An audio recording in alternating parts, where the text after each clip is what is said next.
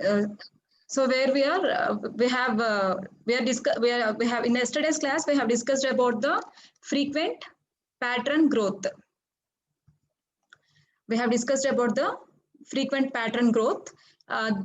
There initially from the database we need to scan the database and we need to retrieve all the one item sets, and after that we need to have accounts of that, and we need to make them in a sorting order, and after that we need to generate the frequent pattern tree from the sorted list. From the sorted list we need to generate the frequent pattern tree, right?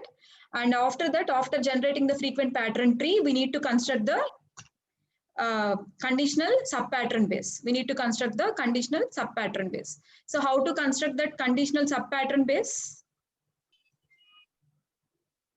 How to construct that? Initially what to do to construct the conditional subpattern base? So initially we need to take the items from bottom to top, and for each item we need to first construct the conditional pattern base, and after that we need to construct the conditional FP tree. After that finally we can generate the frequent patterns from that. So how to construct the conditional pattern base? Here if you consider the item I5, first we need to search for item I5 in the tree based on the node link. So where is the item I5? Here is the item I5 and it comes from the branch I2, I1 with the count 1. And again the item I5 and it comes from the branch I2, I1, I3 with the count 1. So two occurrences we need to mention here, I2, I1 with the count 1 and I2, I1, I3 with the count 1. We need to mention here. In this way, we need to generate all the conditional pattern bases. And after that, we need to construct conditional FP tree here. So how to do this? Here we need to sum up the counts. Here I2 count is 1 and here I2 count is 1. So we can mention it as, here we can mention I2 with the count 2.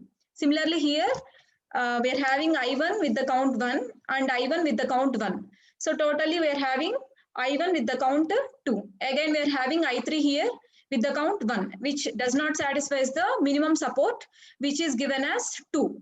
So since it does not satisfy the minimum support, it can be ignored here. So like this, we can construct all the conditional FP trees. And after that, we need to extract the frequent patterns from this. So how to do that? We need to map the generated conditional FP tree with the item set. So how to map that? I2, I1 with the count 2 and I1, I5 with the count 2. So up till now we have generated 2 item sets, and after that we need to generate the 3 item set. How to generate the 3 item sets? I2, I1, I5 with the count 2. Since 2 is common, we can write 2. If for example consider I3, consider the case of I3, how we can get I3? So we can get I3, just identify the I3 based on the node link. So here we can get I3. Here the branch is I2, I1 with the occurrences 2. So with the count of 2, we can get I3 through the branch I2, I1. And after that, here we are also having I3 through I2. So we are having I3 through I2 with the count 2. And again here we are having I3. It can be obtained from I1 with the count 2. So we can write all the ways. So here I2, I1 with the count 2, I2 with the count 2 and I1 with the count 2. And after that, from this we need to generate conditional FP tree. So how to generate that? Here we need to aggregate the similar items. So here we are having I2, here with the count 2 and here with the count 2. Totally we are having I2 with the count 4. And here having I1 with the count 2. So we need to write that. Here also we are having I1 with the count 2. We need to write it separately. Why here we are mentioning it separately? Anyone? It is from another subtree. Yeah. So this is from another branch in the sense these are all from left subtree and this is from right subtree. So if this is the case, we need to write it separately. And after that, conditional patterns generated. So frequent patterns generated. How to generate this? So we need to map it with the item I3. So I2, I3 with the count 4. Similarly, I1, I3 with the count 2. Actually, here we need to write 2 first. Actually, here we need to write 2 first. And after that, again we are having I1, I3 with the count 2. Now it become 4. This is about the 2 item set generation. After that, generation of 3 item sets. So I1, I2, I1, I3 with the count 2 we can write. So why we are taking 2? Since here the count of I2 is 4 and the counts of I1, the remaining I1's count is 2 and 2. If at all we are having different counts here in the previous stage, if at all we are having different counts, we need to select the minimal one. So here the minimal one is 2. So we need to mention the count here as 2. So in this way, we can generate the frequent patterns from the FP tree. So after that, we have a concept like mining multi-level association rules. So what are all the multi-level association rules? Since in the universe, every item is from concept hierarchy. So if at all the extracted association rules consisting of multiple are taken from multiple levels of abstractions, those are multi-level association rules. And it is highly difficult to mine such rules. Why? Because if at all the rule includes the items from lower level of abstraction, if at all the rule includes the items from lower level of abstraction, this is the lowest level, whereas this is the most general level of abstraction. If at all the rule includes the lower level of abstraction items, obviously the confidence and support for these items is very low, because we can't find much number of rules from here from this level. Why? Because if at all there are 100 computers sold out for a quarter or for a month, if there are 100 computers sold out of 100, maybe a few like 10 or 20 are may belong to the IBM. We are not sure that all 100 are from IBM only. So obviously what happens here, whenever we are moving down to the hierarchy, automatically the support and confidence of the rules mined from the lower level of abstraction is low compared to the rules mined from the higher level of abstraction. So here the rules mining of association rules, this kind of association rules is too difficult. Till now we have a priori method and FP growth method for mining association rules of which kind? Boolean kind.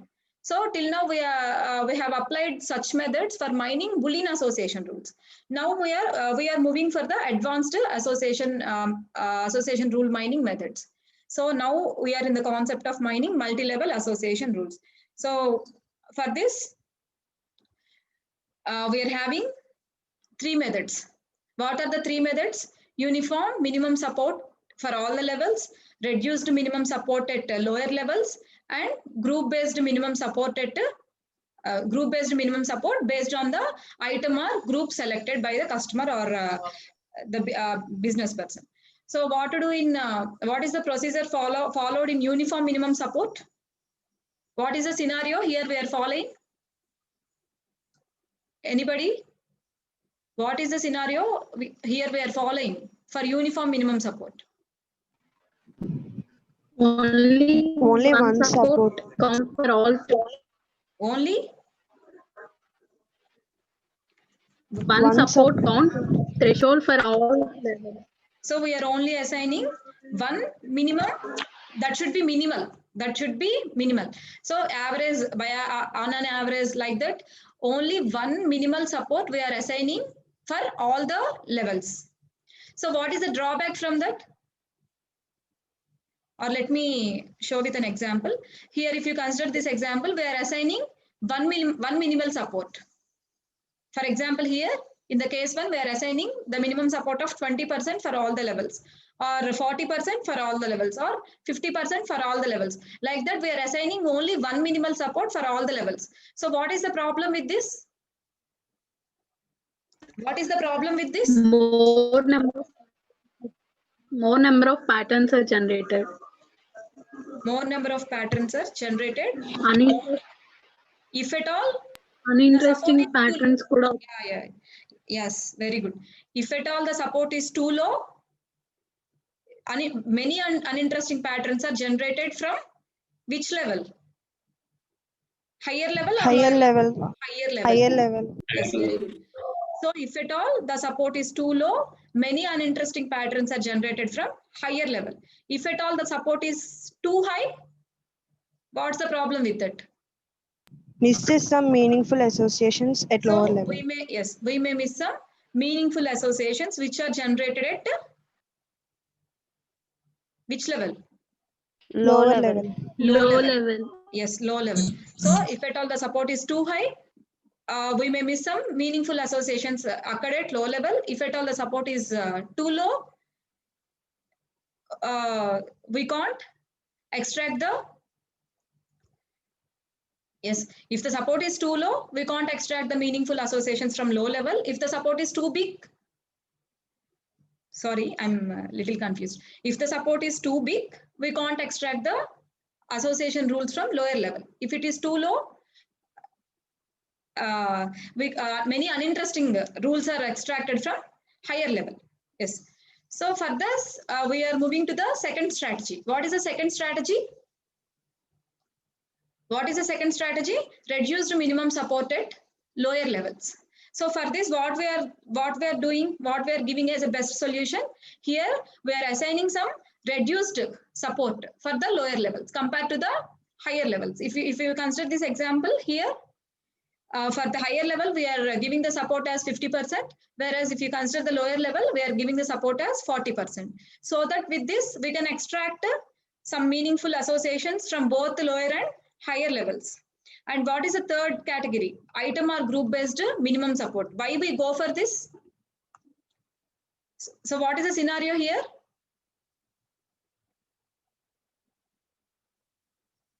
Cheppandi.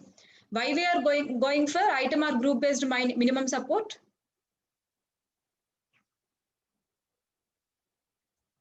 Anybody from the participants, why we are going for this?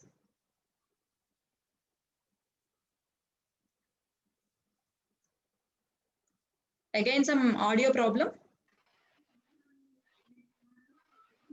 అన్ని items అంటే మొత్తం items అన్ని different levels లో extract అవుతాయి కాబట్టి different support counts assign చేస్తాం ma'am. Okay, దానికి related. Why we are moving for item based support? Because here we may have some items which are rarely purchased. We may have some items which are frequently purchased. So we can't give the same support or confidence for all the items. So based on that, we can group the items which are frequently purchased items or less frequently purchased items or valuable items. Like that, we can group the items. So based on that group, we can assign the support, not based on the level here. Not based on the level here, based on the group, we can assign the items in this third category. We can assign the support in this third category. So example for this is, for example, if you consider a diamond or a gold watch, etc., like this, all these are the valuable items. So for such different kind of items, so how to select those groups is depends upon the customer. Depends upon the user or depends upon the business analyzer. So based on that, we can assign here the support values like this. Since compared to the diamond or watch or necklace or like that items, compared to that, bread and milk, all those items are frequently purchased. So we can give higher support for this compared to the items which are rarely purchased. So here frequently purchased, rarely purchased, that is the category of grouping. Some other constraint is there for some other business analyst. So depends upon the interest, item of interest, we are grouping the items, and based on that groups, we are assigning the supports here. And here, what is this redundancy in association rules and how we can filter the redundancy? So how we can set that two rules are redundant? If at all a rule is extracted from other rule, what is that other rule? Here R1 is called as the ancestor of R2. How can we call that? If at all items of R2 can be extracted from R1, we can tell that rule 2 is an ancestor of rule 1. If we are having such kind of rules, first we need to find whether they are redundant or not. So how to find the redundancy here? So first, if at all, the confidence of the rule, confidence of the ancestor rule is same as the, confidence of the rule 2 is same as its ancestor rule. That is the first case. So here in our example, the confidence of both rule 1 and rule 2 are almost same. It satisfies the first criteria. And what is the second case? Support of the rule R2 should be equal to the expected value based on the support of the ancestor rule. So here the support of the rule R2 is 2%. How can we tell this is a near to the expected value or not based on the criteria given? What they are given? Given that about 1/4 of all laptop computer sales are for IBM laptop computer. So here given that 1/4 of this. So here the sales for computer is 8%. The support here is 8% and 1/4 of 8% means 2%. So it satisfies the expected support. So once the support of the rule satisfies the expected support based on that ancestor rule, and the confidence of the rule is almost equal to the confidence of the ancestor rule, then we can set that these two rules are redundant. If at all you find any redundant rules, then there is no meaning of using both the rules, right? Then there is no sense of using both the rules. We can ignore one. So which we can ignore? We can ignore the redundant rule, which is nothing but rule 2 here. So we can keep the rule 1. So in this way, we can filter out all the redundant rules. If at all you filter out all the noise from the data set in your pre-processing, you learned that you need to, before processing the data, we need to pre-process the data. Before processing, we need to pre-process. So how to pre-process? Removing noise, outliers, unnecessary duplications, all those, which helps the analyst to make proper predictions from the data set. Here also, before generating the final list of the strong association rules, we need to do all these things like filtering the repeated rules, that means redundancy rules, etc. And we are having the other case also. This is one dimension, like filtering the redundancy rules is the one way of cleaning the filtering the association rules. And we are having other way also, that is about finding the strongness of the association rule, that you can learn later. And coming to the next one, mining the multidimensional association rules from relational databases and data warehouses. So till now we have dealt with the mining process of Boolean association rules, and there we have learned two algorithms, two methods of mining. What are the methods for mining Boolean association rules? Methods for mining Boolean association rules. So for mining Boolean association rules, we need to mine the frequent patterns. For mining frequent patterns for Boolean association rules, we are having a priori method and FP growth. And next we learned that mining multi-level association rules just now. So that is a different solutions are there for that, giving uniform support, giving reduced support, and giving group specific support like that. And now we are in the topic of mining multi-dimensional association rules from relational databases and data warehouses. What is this multi-dimensional rule? Here, first we need to know about the single dimension association rule. What is a single dimension? Here in this example, it can be called as a single dimensional association rule because it only includes one dimension. Here dimension is also called as a predicate or attribute or column or variable, whatever. So this is a single dimensional association rule. We already have this have this topic in our previous class, right? What is the multidimensional association rule, single dimensional, quantitative rules, Boolean rules, all those we have discussed earlier. I'm just reminding that. Revising that. So here the predicate buys, only one predicate is there, one dimension is there. So this rule is called as single dimensional. What is this intra-dimensional? So here the predicate occurs more than once within the rule. So if at all the predicate occurs more than once, within the one-dimensional association rule, then that rule is also called as intra-dimensional association rule. Now, what is the multidimensional association rule? We already know that if at all, if a rule consisting of more than one dimension, then it is multidimensional association rule. So here also we have some categories: interdimension association rules and hybrid dimensional association rules. If you consider this example, did you observe any change, any difference between these two examples? Both are multidimensional, but here each dimension occurs only once. Each predicate, we can also repeatedly use the term predicate and dimension, both are same. Here each predicate occurs only once, whereas here the predicate is repeated, twice is repeated. So what is the meaning of this rule? The person X with the age group of 20 to 29, and if he is a student, then he may buy the laptop. And what is the meaning of this rule generated? If the person X with the age group of 20 to 29, if he buys the laptop, if the person X with the so and so age group buys the laptop, then he may buy the printer also. Both are the multidimensional, but here the predicate is not repeated. But here we are having repeated predicates buys. The buys is repeated twice. So if at all there is no repeated predicate in the multidimensional association rule, then that rule is called as interdimensional association rule. If at all there is a repeated predicate, at least one predicate is repeated in the multidimensional rule, then it is called as hybrid dimensional association rule. Here also we have a repeated predicates, but this is a single dimension. If at all we have a repeated predicate in the single dimensional association rule, then it is called as intradimensional association rule. If at all we are having a repeated predicate in the multidimensional association rule, then it is called as hybrid. It is also a multidimensional. It is also called as hybrid dimensional association rule. Okay, and here when it comes to the multidimensional association rules, frequent predicate sets are mined instead of frequent item sets. So previously our aim is to mine the frequent item set, but here in the case of multidimensional association rules, our aim is to mine the frequent predicate sets.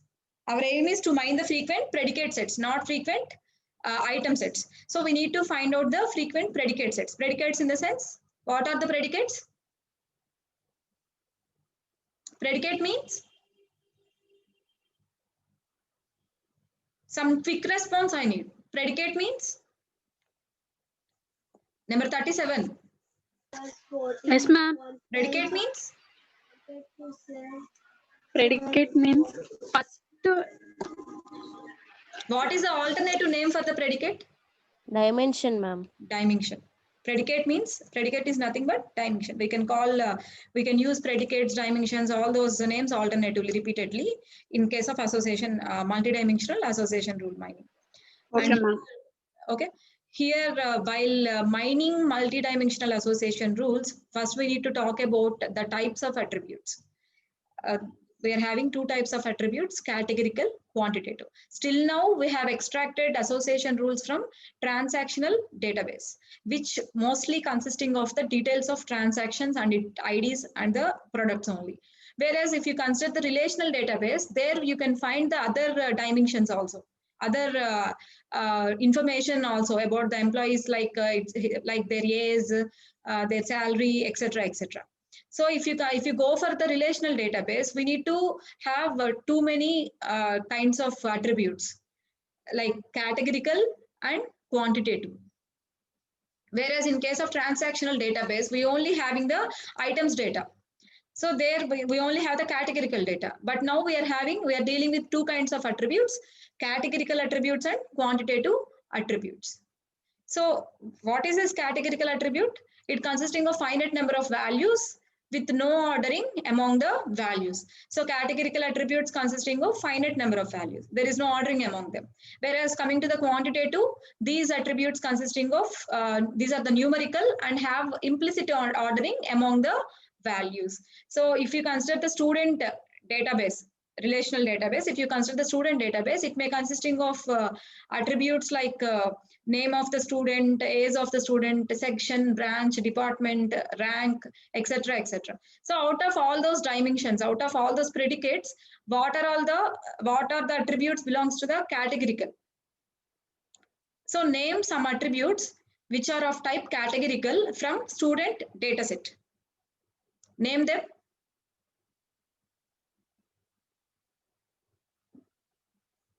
Respond. What are all the attributes belonging to the categorical in a student name, database? Ma'am. Student name, branch, next.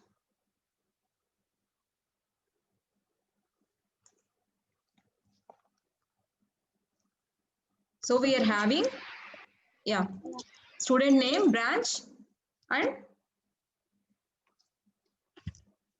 so we are having name of the student, next branch, next suppose rank,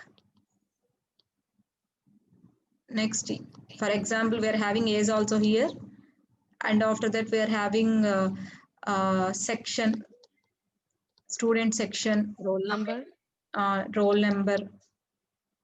department, roll number, and what more? Marks, if you are having marks, etc. If this is the, these are the elements, these are the attributes of the student database. These are the attributes of the student database. So from this, what attributes belongs to the categorical? Name, branch, Name, section. Branch, section. section, next. register ఇంకా number, ఇంకేమున్నాయి? Name, branch, section, number 69. What other? roll number, Roll number comes under, okay. Actually, okay, roll number. Let me kept aside. Next, what next? What remaining are there? Rank is there, age, department, marks. Out of these four, what are the attributes belonging to the categorical? Of type categorical. What are the attributes?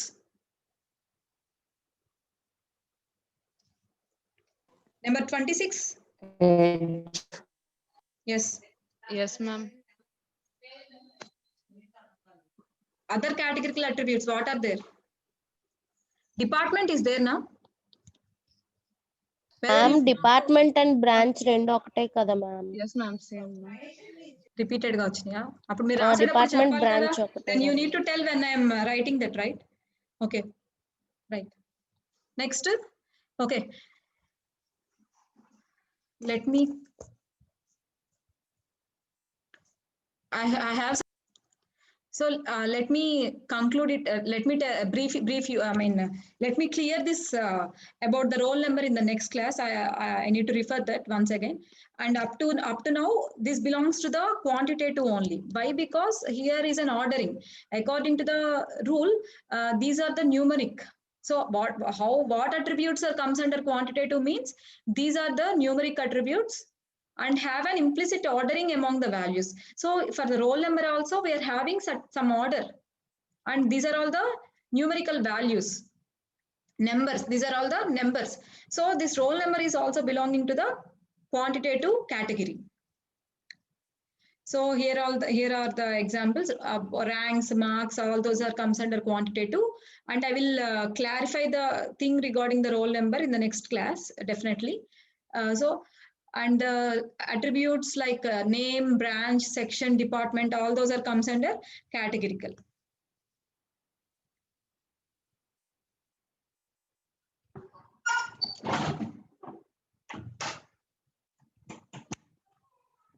So here there are two basic approaches for mining multidimensional association rules. So for mining multidimensional association rules based on the treatment of quantitative attributes. So based on how we handle the quantitative attributes, based on that we are having two methods for mining multidimensional association rules. Those are static discretization of quantitative attributes and dynamic quantitative association rules. We are having two methods based on the treatment of quantitative attributes, based on the treatment of quantitative attributes. Why we need to treat this quantitative attributes separately means if you consider the previous case of mining Boolean association rules, we don't have any quantitative attributes there. Why? Because in Boolean association rules we are having one dimension, that is from we are not considering relational database there. We are considering transaction database. So where we are only having categorical attributes. So there is no problem with it. So here we are dealing with the quantitative attributes. So when you are dealing with the quantitative attributes, when you are dealing with the numbers like this, we are having certain problem with this. I will tell you what's the problem. So for this, we need to handle the quantitative attributes. We need to discretize the quantitative attributes. So what are those methods of handling the multidimensional association rules? We are having static discretization of quantitative attributes and dynamic quantitative association rules we are having. So coming to the first one, static discretization of quantitative attributes. Here, quantitative attributes are discretized using predefined concept hierarchies or data discretization techniques. So first we need to discretize as the name of the title itself tells that we need to perform discretization of the quantitative attributes. The word discretization is not new to you, right? It already, you have learned about that in the second chapter, that is pre-processing, data pre-processing. We have different discretization methods, right? So here quantitative attributes are discretized using predefined concept hierarchies or data discretization techniques. What is this concept hierarchy? If you consider this example, here is a quantitative attribute income. So here is a respective mapping of this quantitative attribute to the concept hierarchy. So how we can do this? Here the income 15,000 belongs to the group 0 to 20K, whereas here the income 25,000 belongs to the group 21 to 30K, whereas the income 39,000 belongs to the group 31 to 40K. Like that, based on the concept hierarchies, we can discretize the quantitative attributes. Now after discretization, they become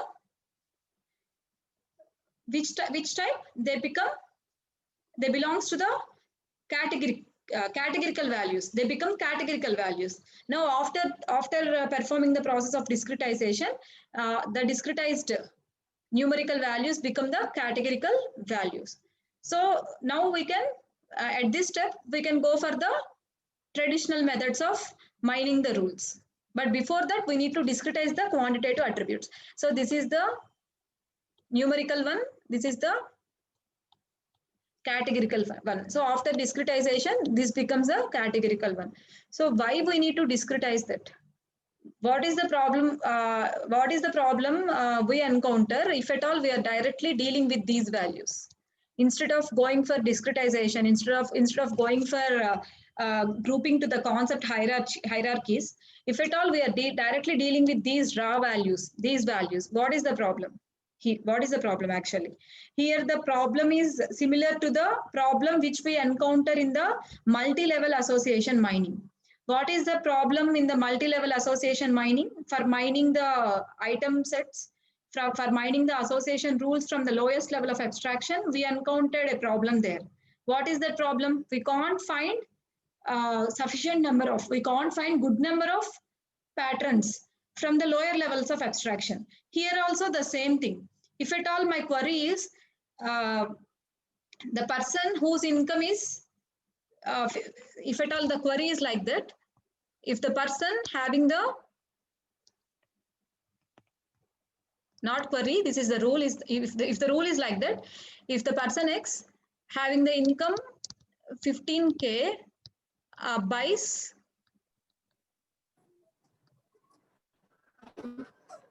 some laptop. If the rule is like this, how can I say this rule is strong enough? Why? Because we can't say that only the all persons are all persons income are belonging to the 15K, or out of maybe there may be 100. The same example there in the in the previous example where we have in the previous case where we have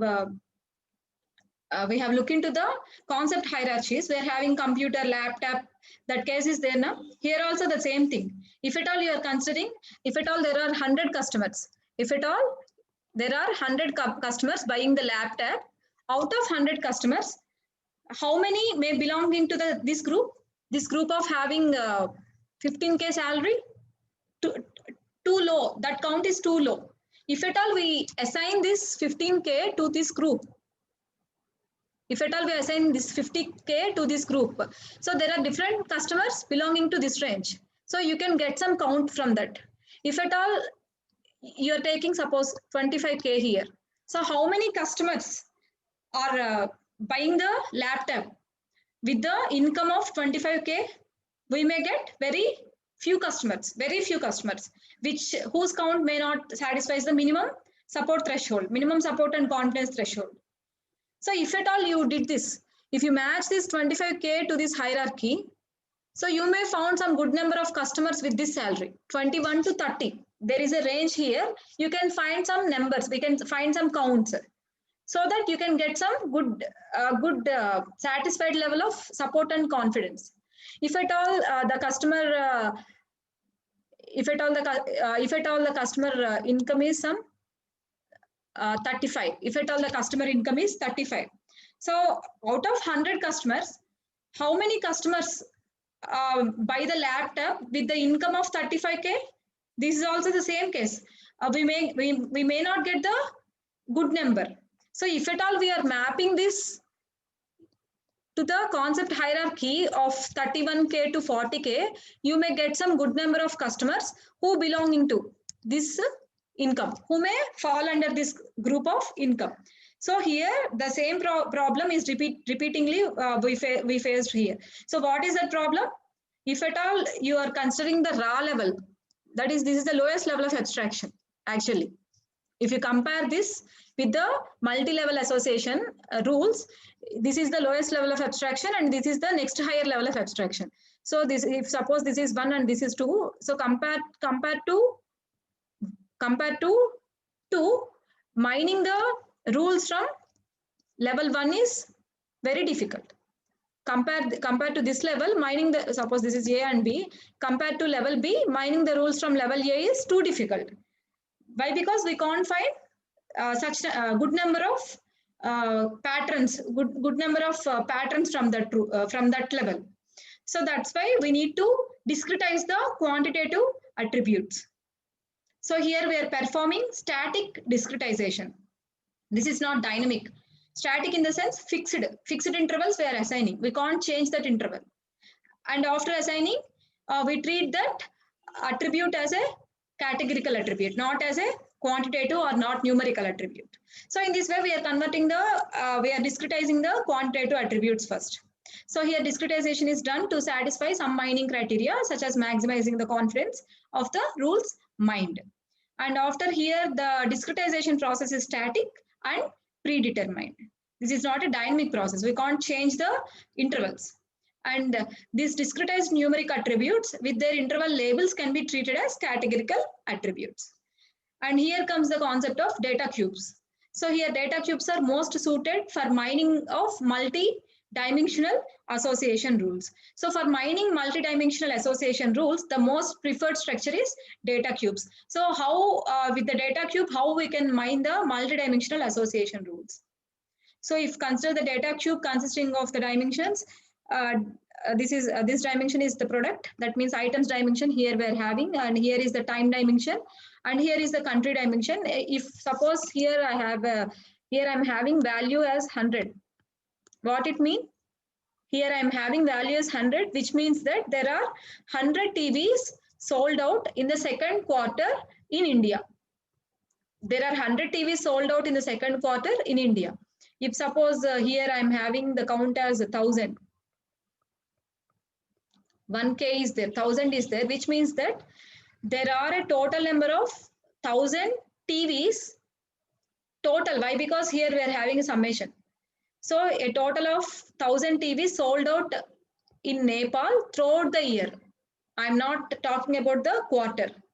If the year is divided into the 4 quarters, where each quarter consisting of 3 months.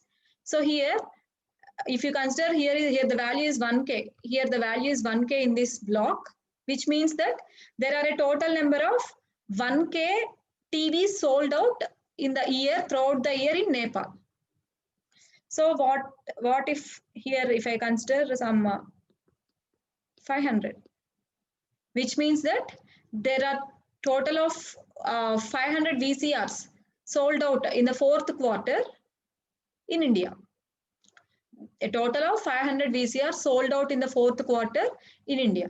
Like that, if at all you represent the multi-dimensional association rules through the data cubes, they can be easily extracted. So why? Because we can easily identify the patterns here, so that we can easily extract the strong association rules from this structure.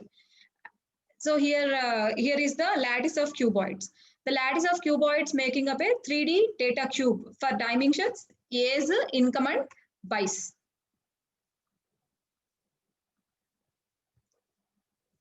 Here, the base cuboid aggregates the data by A's, income and B's, and after that, here the 2D cuboid. The base cuboid is called as 3D cuboid. Here the 2D cuboid aggregates by A's and 2 dimension, in the sense A's and income here, A's and B's here, and income and B's here. This is the 2D cuboid.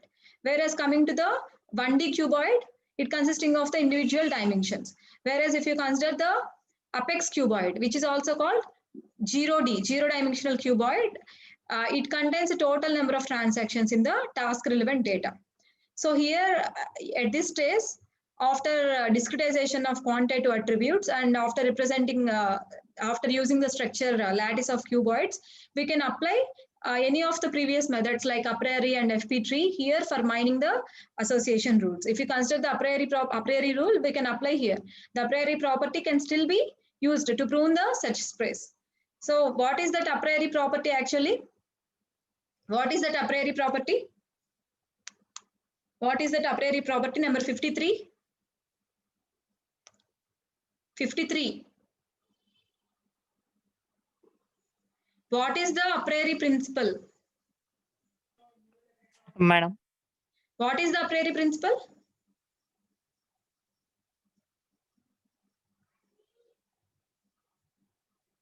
Number 1. What is the a priori principle? 37. ఒక item set frequent అయితే దాని నుండి వచ్చిన subsets కూడా frequent అవుతాయి ma'am. Yes. So according to the a priori principle, if an item set is frequent, all its subsets are frequent, and also if an item set is infrequent, all its supersets are infrequent. Yes, all supersets are also infrequent. That is the a priori principle. So that principle we can apply here also. That means here we can apply the a priori algorithm for mining the association rules at this stage. So how we can apply the a priori principle here? Here, if a given K predicate set, what is meant by K predicate set? The set consisting of K predicates. Here, it can be called as a 3 predicate set, and here it is called as a 2 predicate set, and here it is a 1 predicate set. So similarly, if you consider the K predicate set, and it has a support yes, which does not satisfy the minimum support. What it means? The support of the K predicate set does not satisfy the minimum support, in the sense that is not frequent. So if a K predicate set is not frequent, then further exploration of this set should be terminated. Why? Because if at all the K predicate is not frequent, there is no need for exploring it further, because all its subsets are also not frequent. If at all the predicate set A's income buys is not frequent, we no need to explore here, because A's income, A's buys, income buys, all predicate sets are also not frequent. So the same a priori principle here also we can apply, and from that we can able to extract we can able to mine the quantitative. Sorry, we can able to mine the multidimensional association rules. This is one method, which is static discretization of quantitative attributes. Now we are moving for the second method, which is dynamic discretization of quantitative attributes. So in the previous case, we have discretized the quantitative attributes statically. Now we are making it dynamic. That means we can change the interval range like that. How to do it, we'll see. Now, numeric attributes are dynamically discretized, are clustered into bins based on the distribution of the data. So here, based on the distribution of the data, we need to perform the discretization, which is also called as binning process. And this strategy treats the numerical attribute values as quantities rather than a predefined range of categories. Observe this line very carefully. This strategy, I think we are running out of time. It's already 10:52. I'm about to wind up this class, and we will continue this topic in the next class.